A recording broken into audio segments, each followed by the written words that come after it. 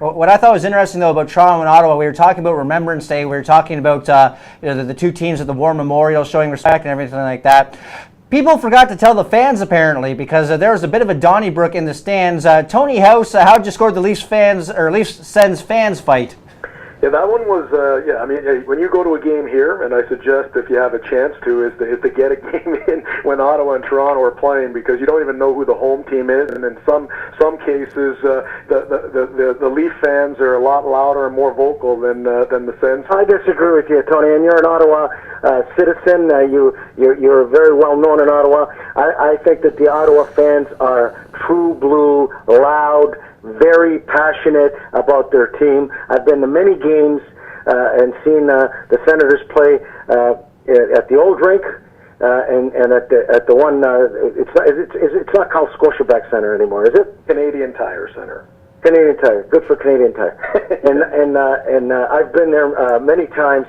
And there's a huge rivalry. And if you're stupid enough to wear a Toronto Maple Leaf jersey in the middle of a sea of Ottawa Senator jerseys, you're going to have some issues, especially when the beer gets a-flowing. Yeah, no, and that's exactly what happened on Sunday. And beer is supposed to be pretty good for you, but it also grows testicles. Well, and throw some testosterone in the mix. And that's exactly what I was getting to. Liquid courage, all that. Up your Flyer games, and it's a huge United Nation of fans. You got New York. Like if they're playing against the Rangers, you got a lot of Ranger fans because it's there. You saw the in New Jersey. You got some New Jersey fans. We just saw the. It's pretty. Philadelphia's got some crazy ass fans. And, in Toronto, or in Ottawa rather, the Toronto-Ottawa mix seems to be about 50-50. But as Tony was alluding to, we just saw the footage on the screen here. Tony, that was a hell of a takedown that went down those cement steps there. Is there any medical reports as to what happened? Or there wasn't really much follow-up, and obviously they're going to have to increase the security. I mean, these games, as much as fun, they do get heated, and as Frank attributed the liquid courage. It's liquid courage, bang on.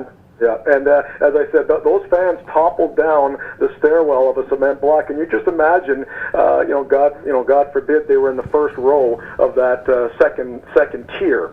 You're toppling over into a 30-40 foot drop. It could have been. But Tony, even 1 foot on hard cement, you hit your head, you're going to die. Yeah, and have a severe concussion. Yeah, no, I mean a lot worse could have happened, but according to everybody, again there was no serious injuries, but it definitely, if you saw the clip, that takedown was for real, and it was scary. Usually, when shit like that happens, they stop it before it gets to that level, and I think there needs to be a little more security in Ottawa for that. That should have never perpetuated. When I was a kid, I worked for the Toronto Telegram, and I worked like a dog to go see the Leafs play. And I used to go to the standing room only. That's where all the people who couldn't afford a real seat. And Ballard had to be a pretty heartless man to charge $7.90 to stand and see it through a crack of a bench at the top, of the seats at the top, of seats at the bottom, right? And people dropping hot dogs and hamburgers and spitting, and you're there and you're trying to watch the game because you're a stupid Leaf fan. I'm talking about myself.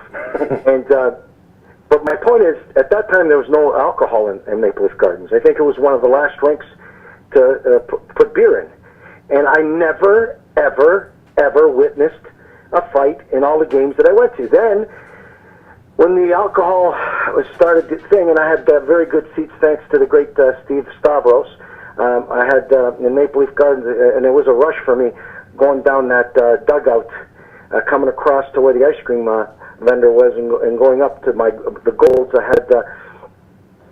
had front row goals right on the goal line. Once the alcohol got flowing, there'd be a tussle but Leafs have pretty good security, so it never got to the extent of the fight that you guys are talking about that happened in Ottawa. Do you know that the whole fan experience has changed? Frank, when you went to those games, it was an era when people would come, they'd be dressed up because it was... I never saw anybody not wear a suit and tie.